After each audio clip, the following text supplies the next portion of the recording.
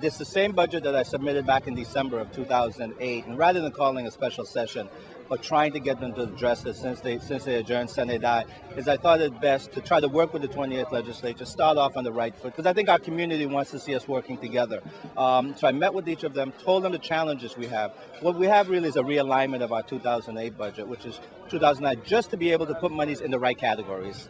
We're not increasing, we're not decreasing, we're decreasing categories, but the overall stays basically the same.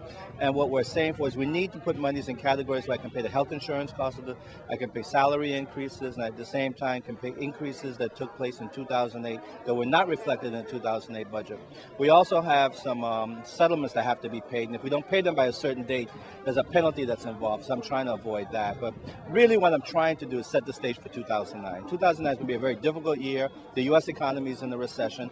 We're feeling it, and we're beginning to feel it more every day. And I'm hoping this first step, by the 28th, by us working together, particularly on this, which is fairly straightforward, we send a message that we're willing to work together to address the challenges coming forward. So you had mentioned that you do think it's going to be a troublesome year. I mean, Oh, I do. Economies, it's going to be.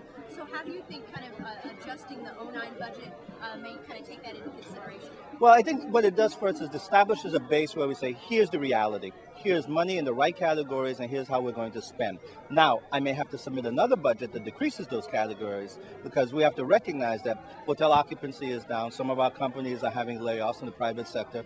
We have some business activity that is not taking place. And in the U.S., they're projecting 2 million job losses this year. There's a 7% unemployment, which only will translate and affect us. I mean, 540,000 people were laid off in December alone. And a lot of it is on the East Coast. Our market is the East Coast.